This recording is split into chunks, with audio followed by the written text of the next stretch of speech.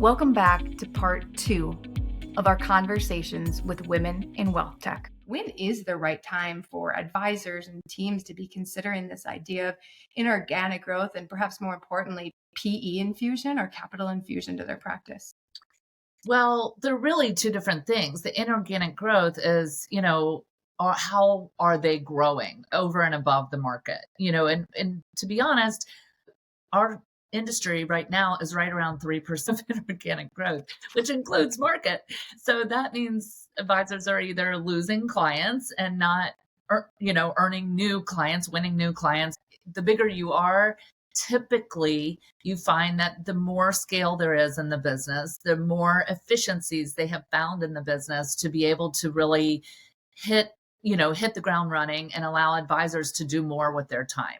That can come by way of technology. It can come by way of additional talent within the company, products that are available to you, pricing that's available to you.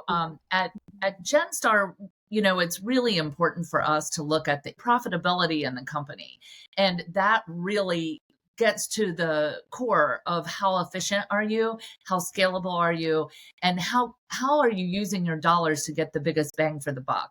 And so if you are an advisor who is looking to, it really can't get out of his own way or her own way to get to that next step for growth and or efficiency, or to even have time to talk to the next client, it is probably time for you to think about affiliating with a firm that will help you be able to do that in a more conducive way, to allow you to grow more quickly. If you get to a point in your practice where you, like you said, is you can't continue to add clients because you're at capacity, or your plan is to sunset the business, you're not going to extract the real value in that business unless you put in some succession or you partner with a firm that can help you with putting in the next generation within the organization. Because the true value in the business is your client relationships and your organic growth, and how efficient you are. And you're right, Lori, it's how are you growing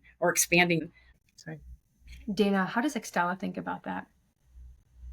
From our perspective, what we're trying to do is build out programs that foster that organic growth within our financial professional community. And it's not a one size fits all. We've been putting a lot of resources together to do that. So we have coaches that work with our financial professionals to figure out, is it a scale?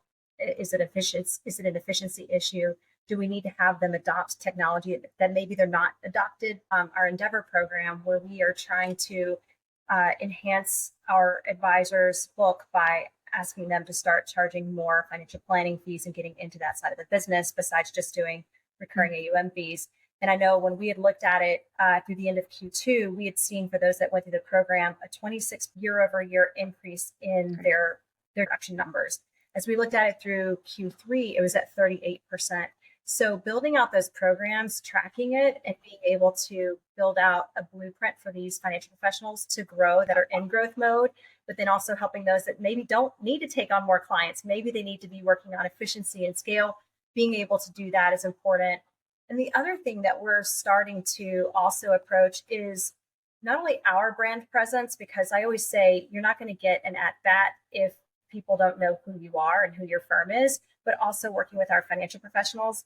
And so we're building out a program for them to be able to actually understand how to capitalize on some of those opportunities from a marketing perspective, and even launching media training programs for them so that they'll be better prepared as opportunities arise in their local markets to be able to get their name out there.